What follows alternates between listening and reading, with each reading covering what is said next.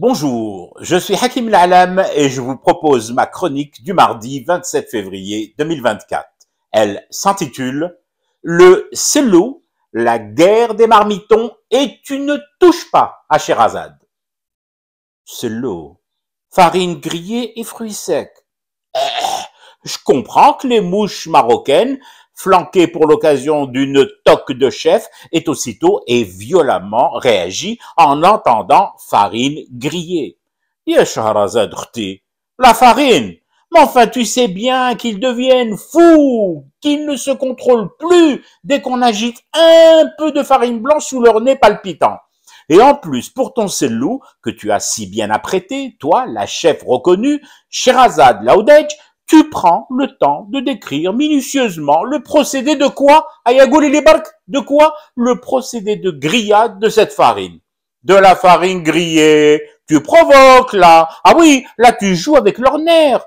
Eux qui passent des heures dans des caves humides, malfamées et suintant les bas-fonds et le rance des aisselles à bidouiller des alambics pourris pour la faire chauffer, leur foutu coke, toi, tranquille, pépère, fraîche comme une rose qu'il ne faut surtout pas couper, à partir des beaux magasins Lafayette, tu le grilles le sello.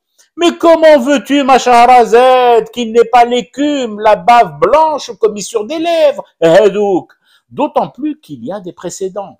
Un lourd contentieux. Là, c'est le sello.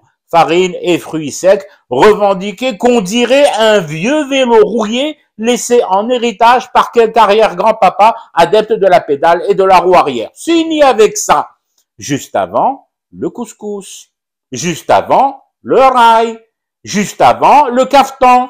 Juste avant, Djibet Ksantena, juste avant le Zellich, et tu peux remonter ainsi dans les juste avant jusqu'au juste avant fondateur, celui sur lequel est assise toute leur rancœur, juste avant une indépendance algérienne à la place d'une rétrocession hypothécaire de territoire chez un notaire de fesses gavé de cello. Allons, allons, Shahrazad, Khalilhum le cello, laisse-leur cette farine grillée. Tiens, généreux comme nous l'avons toujours été, nous allons leur rajouter un joli M à leur cello. Ça leur fera un sellum, l'échelle par laquelle et sur laquelle ils pourront toujours grimper pour zioter, mater en douce, regarder de l'autre côté, Ciotat et Medlila.